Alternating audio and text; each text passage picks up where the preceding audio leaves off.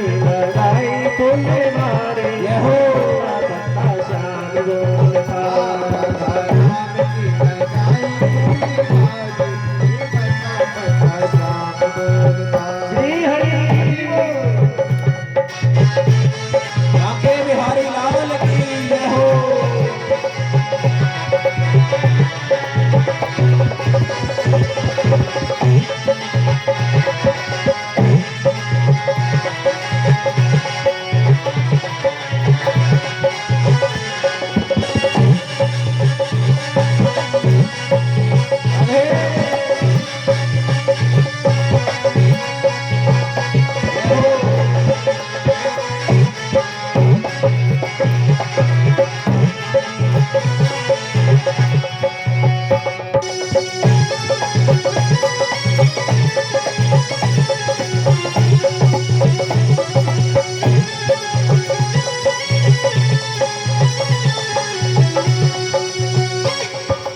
राधा नाम का खिला है उपवन राधा नाम का खिला है उपवन।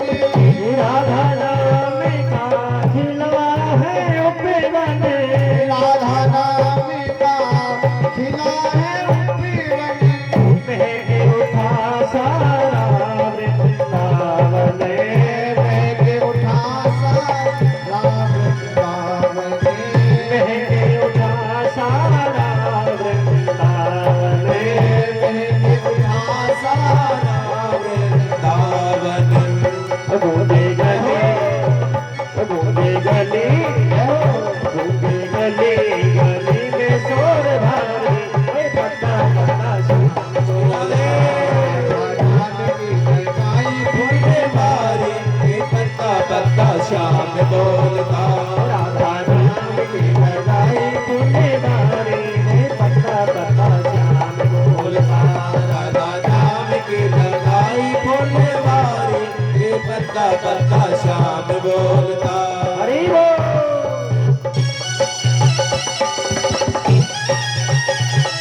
जय हो हरि बोल।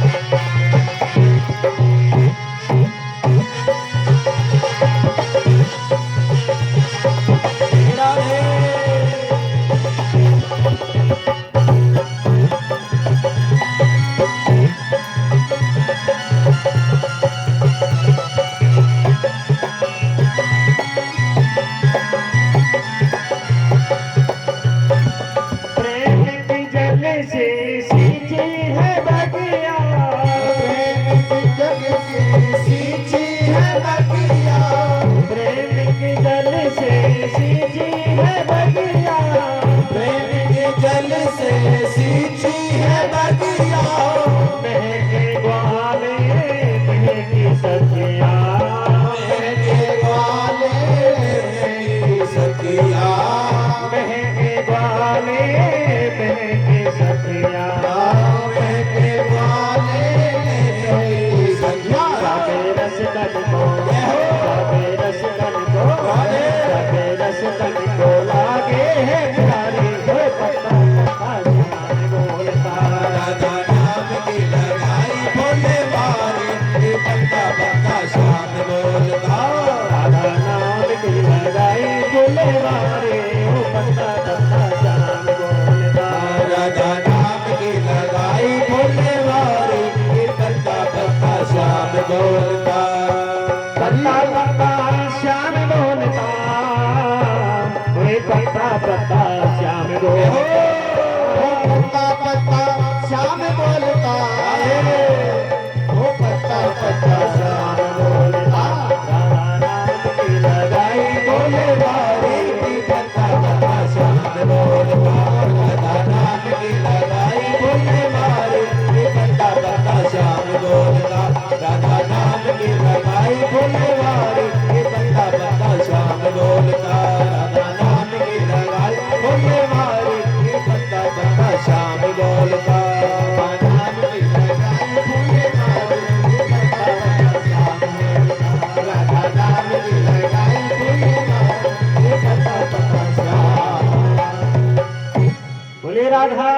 सरकार की।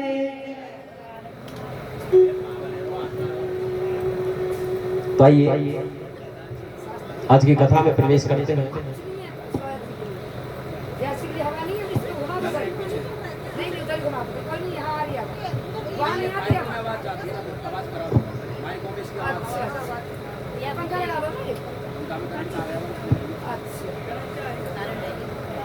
तो कल सभी भक्तों ने बड़े ही आनंद के साथ भगवान शिव और पार्वती का विवाह का उत्सव मनाया। सभी ने भगवान के विवाह की कथा श्रवण की। भगवान भोलेनाथ माता पार्वती को ब्याहने के लिए भूतों की बारात लेकर के गए। सभी ने उसका आनंद प्राप्त किया।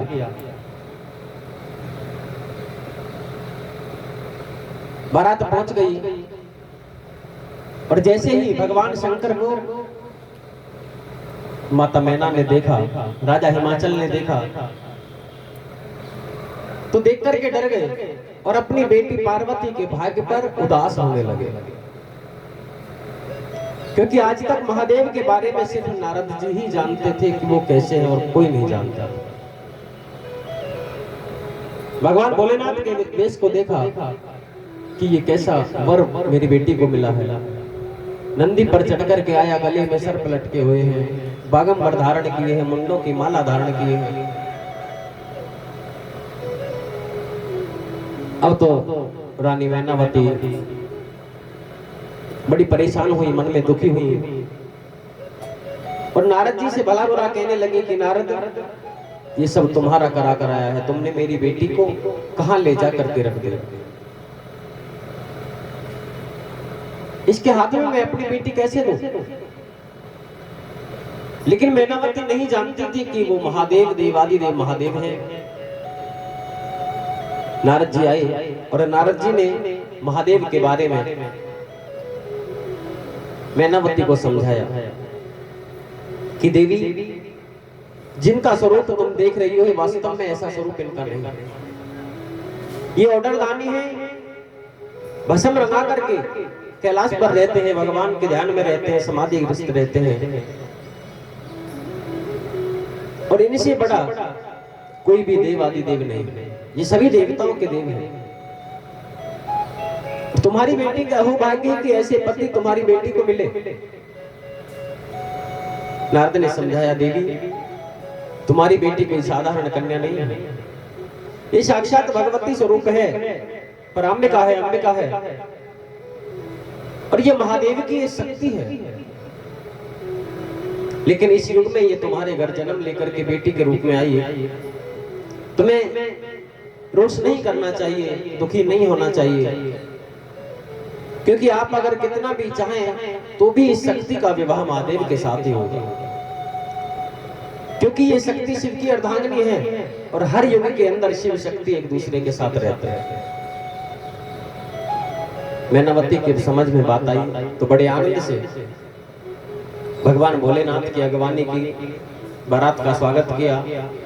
दरवाजे के अंदर भगवान को बड़े स्वागत के साथ पार्वती की सखियों ने आरती उतार करके भगवान भोलेनाथ को महल के अंदर लेकर के गए। सभी बारातियों ने भोजन व्यवस्था की। भोजन व्यवस्था के बाद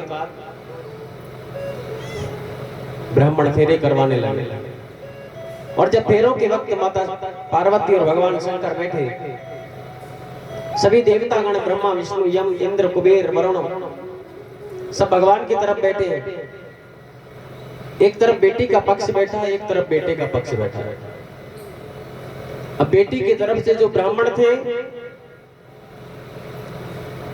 वो अपने कुल वंश परंपरा के आधार पर, रीति रिवाजों के आधार पर अपनी बेटी के बारे में बताने लगे कि हमारी बेटी के पिता का नाम ये है, हमारे बेटे के बाबा का नाम ये है, हमारी बेटी के दादा का नाम ये है।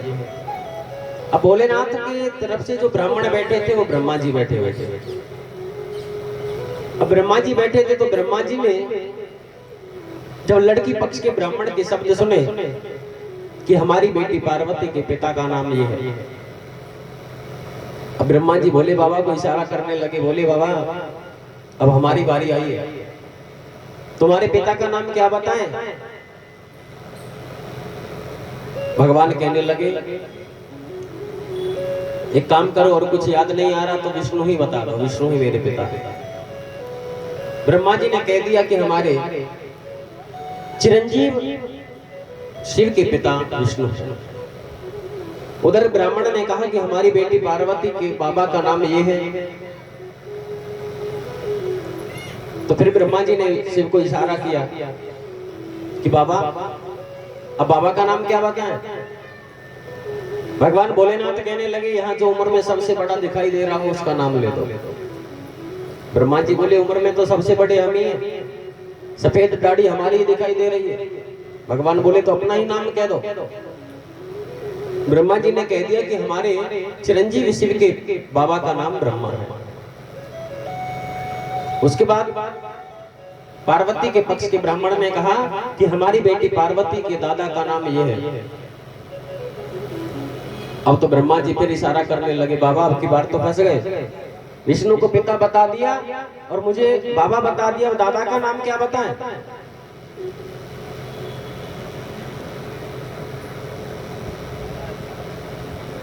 भोले बाबा ने देखा और ब्रह्मा जी से कहा कि ब्रह्मा एक काम करो, हम सबके हम ही परदादा और दादा हैं, हमारा ही नाम बता दो। और ब्रह्मा जी ने कह दिया कि ये हमारे जो चिरंजीव शिव बैठे हैं ये भोले बाबा ही सबके परदादा है। प्रेम से कहिए राधे राधे। आज राधे राधे बोलने में कुछ कंजूसी नहीं कर रहे तुम? एक बार जोर से कहिए, और जोर से कहिए।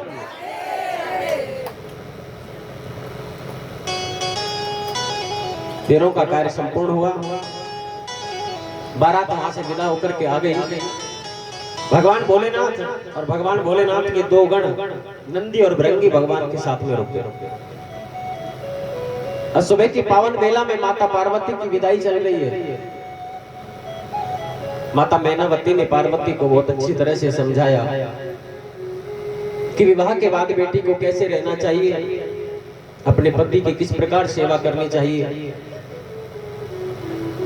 एक पतिव्रता नारी के जो गुण होते हैं सबके बारे में पार्वती को बताया। लेकिन कुछ बातें होती हैं जो मां नहीं बता पाती।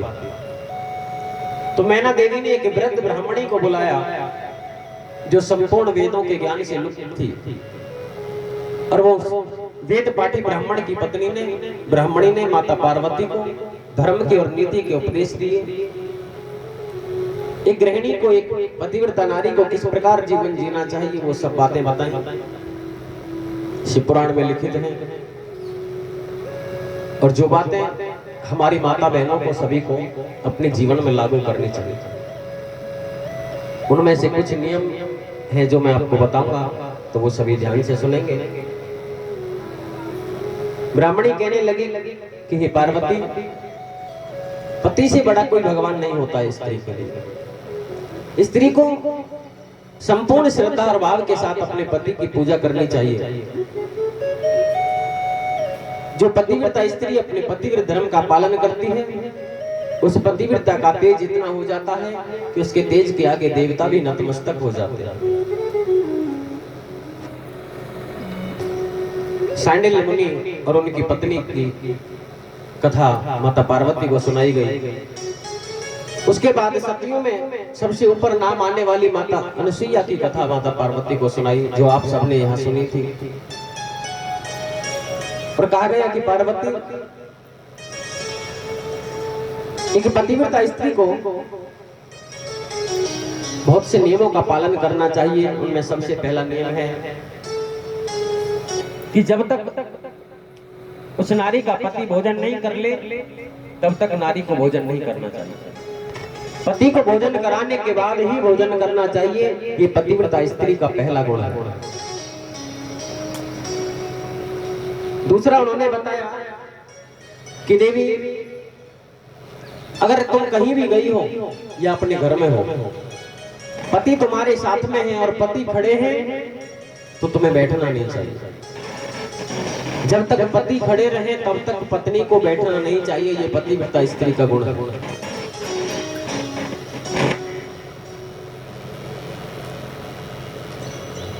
उन्होंने बताया बेटी कभी भी अपने पति से ऊंचे आसन पर हमें नहीं बैठना चाहिए। जहां पति बैठे हो उससे ऊंचे आसन पे ना बैठे, उनके समान बराबर के आसन पर तुम बैठ सकती हो क्योंकि अर्धांगिनी हो, आधा हक है। लेकिन कोशिश यही रखें कि हमारे पति से हमारा आसन हमेशा छोटा हो, नीचा हो। रात्रि को जब पति सो जाए तो उसके बाद पत्नी को सोना चाहिए और सुबह पति के उठने से पहले पत्नी को बिस्तर छोड़ देना चाहिए, उठ जाना चाहिए। ये पतिव्रता स्त्री के लक्षण है। एक और बहुत महत्वपूर्ण बात है जो आजकल हमारी संस्कृति से लुप्त हो चुकी है। ब्राह्मणी कहने लगी बेटी जब पति घर से बाहर गए हैं तो पतिव्रता स्त्री को कभी श्रृंगार नहीं करना चाहिए। पति अगर घर पे नहीं है तो श्रृंगार नहीं करना चाहिए और कभी भी अपने पति के सामने बिना श्रृंगार के नहीं जाना चाहिए। पहले हमारी बूढ़ी माताएं करती थी, संध्या के समय 4-5 बजे वो तेल कंघी लेकर के बैठ जाती, अपने बाल बाती बालों में चोटी करती। आजकल तो रिबन वगैरह बहुत आ गए, कलेक्चर, रबड़। लेकिन पहले कपड़ों की छोटी छोटी कत्तर रख लेती थी बूढ़ी मैया, और आज भी बहुत सी मैया ऐसी होंगी, अपनी चोटी बना के उनमें कपड़ों की कत्तर लपेट लिया करती, बांध दिया करती थी, बालों श्रृंगार करती थी। क्योंकि पति पूरे दिन घर से बाहर रहते थे, खेतों में जाते थे, हल चलाते थे, जमींदारी करते थे, और संध्या के समय जब पतियों का लौटने का समय होता था, 6-7 बजे तक उनको आना होता था, तो माताएं 1-1.5 घंटे पहले अपना श्रृंगार करती थी। ये पतिव्रता स्त्री के लक्षण हैं और यही कारण है कि पहले के पति बहुत ज्यादा आयु तक जिया करते थे। ये पति की लंबी उम्र के लिए श्रृंगार किया जाता है। लेकिन आजकल बहुत ज्यादा बदलाव हो चुका है। जब पति घर से बाहर हो तो पत्नी को श्रृंगार नहीं करना चाहिए।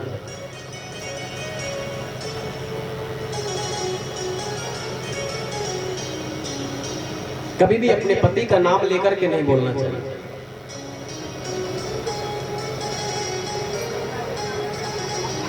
पहले की देवियां अपने पतियों का नाम नहीं लिया करती थी, लेकिन आजकल पति को ऐसे बुलाते हैं जैसे किसी नौकर को बुला रहे हैं।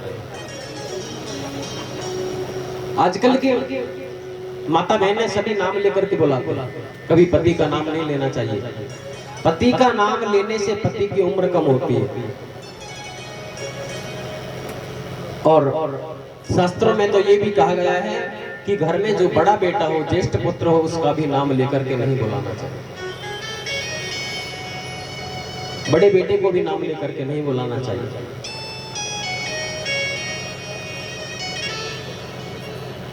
कभी भी पतिव्रता स्त्री को अपने पति के, अपने सास ससुर के, अपने से बड़ों के सामने अपना सिर नहीं उगाड़ना चाहिए। लेकिन आजकल हम बहुत जगह देखते हैं कि सासू माँ जो पुराने जमाने की वो सिर ढक करके रखेंगी, और आजकल की बहुओं के सिर के ऊपर क्या गले में चुन्नी ही नहीं होती। लेकिन पतिव्रता नारी को कभी भी रसोई घर में झूठे बर्तन रात्रि को नहीं छोड़ने चाहिए। इससे उसके सौभाग्य में वृद्धि नहीं होती, क्योंकि सौभाग्य तब बढ़ता है जब घर में लक्ष्मी प्रसन्न होती है। और पतिव्रता नारी घर की लक्ष्मी होती है। जब वो लक्ष्मी अपने हाथों से कुलक्षण भरे कार्य करेगी तो लक्ष्मी कैसे प्रसन्न होगी। रसोई घर में कभी भी चप्पल लेकर के नहीं जाना चाहिए। आजकल ऐसा कोई भी रसोई घर नहीं होगा जहां देवियां चप्पल लेकर नहीं जाती। हर घर में चप्पल पहन करके खाना बनाती हैं, और यहाँ तक कि ब्राह्मण भोजन करने जाएं, बड़े भोजन करें, उनको परोसती भी चप्पल पहन के। हमने कई घरों में देखा, और यहाँ नाम तो नहीं लूंगा, एक माता जी बैठी हैं, उनके घर हम भोजन करने गए थे तो मैंने एक बहुत अच्छी बात देखी, चलो उन्होंने चप्पल पहन के भोजन बना दिया, लेकिन जब परोसने आई तो उन्होंने चप्पल दूर निकाल दिया। कम से कम इतना उन्होंने अपने संस्कार का पालन किया, बहुत अच्छा लगा।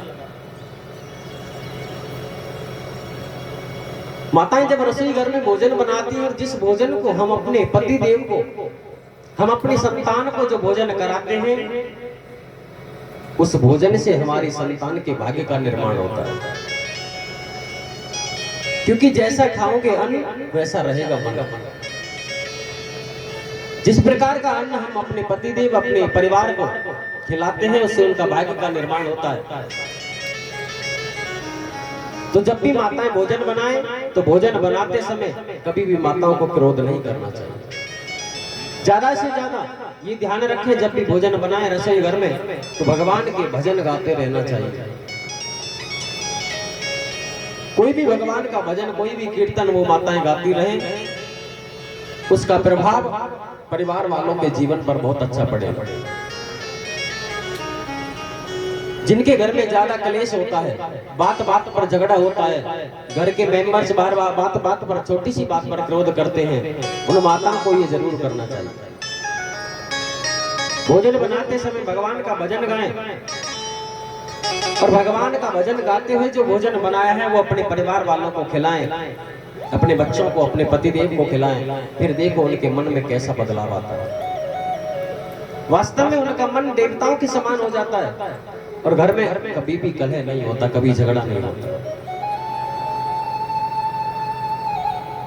और जो माताएं रेगुलरली ऐसा कर रही है, जिनके घर में शांति है और वो इस चीज का प्रमाण देखना चाहती है, तो एक दिन भोजन बनाते बनाते कोई फिल्मी गाना गा लेना और फिर वो भोजन अपने परिवार वालों को परोस देना। फिर देखना 2 घंटे बाद कैसे चमचा और बेलन आपस में चलते हैं। ये वास्तविकता है।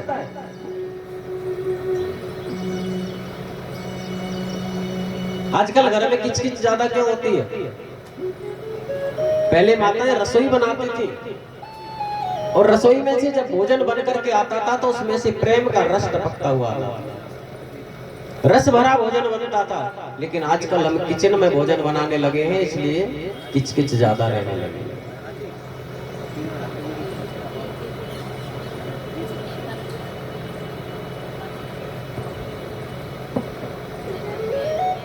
इसलिए ये ध्यान रखना चाहिए कि जब भी हम प्रसाद बनाएं, भगवान का भोजन बनाएं, तो भगवान का प्रसाद समझ करके भगवान का कीर्तन करते करते वो भोजन बनाना चाहिए। पति का कभी नाम लेकर नहीं बुलाना चाहिए। एक बार एक बूढ़ी माता थी, जैसे हमारी बेतवारी मैया बैठी है,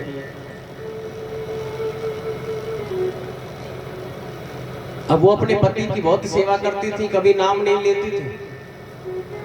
अब एक बार कथा हो रही थी गांव में और वो कथा सुनने चले गए। अब जो कथा करने वाले जो व्यास जी थे, वो व्यास जी हर घंटे में एक भजन गाया करते थे और वो ही भजन बार बार गाया करते थे, वही कीर्तन बार बार गाया करते थे। अब वो बेचारी सबसे आगे जाकर के बैठते और व्यास जी भजन गाते कि मम दुख भंजन कालिय मर्दन देवी की नंदन तुम शरणम। मम दुख भंजन कालिय मर्दन देवी की नंदन तुम शरणम। मम दुख भंजन कालिय मर्दन देवी की नंदन तुम शरणम। मम दुख भंजन कालिय मर्दन देवी की नंदन तुम शरणम। दुख भंजन कालिय मर्दन देवी की नंदन तुम शरणम। और जब व्यास जी भजन गाते हैं तो बेचारी मैया चुपचाप बैठी रहती है, क्योंकि उस मैया के पति का नाम था देवकी नंदन। अब वो मन में सोचती कि अगर मैं भजन बोलूंगी, कीर्तन बोलूंगी तो पाप हो जाएगा, पति का नाम लिया जाएगा। 2-3 दिन निकल गए। अब एक दिन मैया के दिमाग में बात आई कि अगर मैं कीर्तन में चुपचाप भी बैठी रहूंगी तो भी पाप लगेगा, मुझे कीर्तन बोलना चाहिए। जब भी कीर्तन हो, भजन हो और कीर्तन में चुपचाप कोई बैठे, इस वाणी को बंद करके, मुख को बंद करके बैठे, वो पाप का भागी होता है। सभी को बोलना चाहिए। मैया ने सोचा कि आज चाहे कुछ भी हो, आज मुझे कीर्तन बोलना ही है। सबसे आगे जाकर के बैठ गए। कुर्सी पे बैठी, कूलर चल रहा था, हाथ में बैत ले ली। प्रेम से कहिए। और जैसे ही व्यास जी गाने लगे, कालिय मर्दन मम दुख भंजन देव की नंदन तुम शरणम। कालिय मर्दन सब दुख भंजन देव की नंदन तुम शरणम। कालिय मर्दन सब दुख भंजन देव की नंदन तुम शरणम। कालिय मर्दन सब दुख भंजन देव की नंदन तुम शरणम। अब माता जी भी कीर्तन गा रही है, क्या लेकिन माता जी क्या कह रही है पता है? कालिय मर्दन देवी की नंदन चंपा के पापा तुम शरणम। कालिय मर्दन कंचन कंदन चंपा के पापा तुम शरणम। उसकी बेटी का नाम था चंपा। उसने मैया ने कहा कालिया मर्दन कंचन कंदन चंपा के पापा तुम शरणम। मैया ने सोचा ना तो पति का नाम लिया जाएगा और भगवान का कीर्तन भी हो जाएगा। प्रेम से कहिए राधे राधे। तो पति का नाम माताएं पहले नहीं लेती थी, लेकिन आजकल बड़ा दुर्भाग्य है, बेटा बेटी को भी इतना डांट करके नहीं बुलाती जितना पति को बुलाती।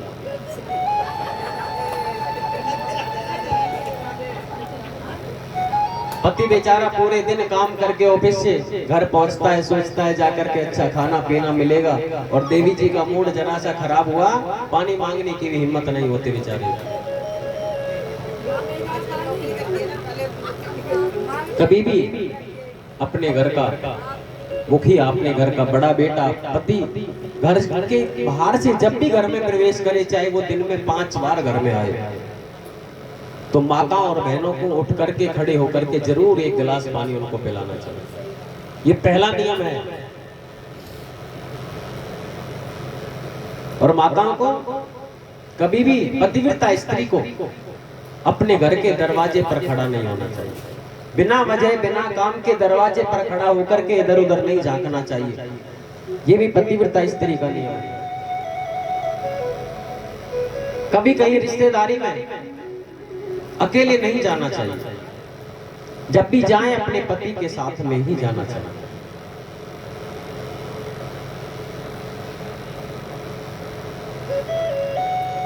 शिव पुराण भगवान शिव की कथा कहती है कि इससे पहले जिन माता बहनों ने इन बातों का ध्यान नहीं दिया, इससे पहले जिनसे ये अपराध बन गए हैं, वो इस वार्ता को सुनते हैं, इस प्रसंग को सुनते हैं, ब्राह्मणी के द्वारा दी हुई शिक्षा को श्रवण करते हैं, तो पिछले किए हुए सब के सब पाप भस्म हो जाते हैं, नष्ट हो जाते हैं। लेकिन आगे के लिए उन्हें ध्यान रखना चाहिए कि आगे ऐसी गलती कभी ना करें। और भी बहुत सी बातें ब्राह्मणी ने माता पार्वती को बताई। उपदेश देकर के अब माता पार्वती को विदा करने चले, और जब माता पार्वती विदा होने लगी तो पूरा का पूरा परिवार उदास हो गया, सबकी आंखों से आंसू बहने लगे। एक बेटी जब अपने बाप का घर छोड़ करके जाती है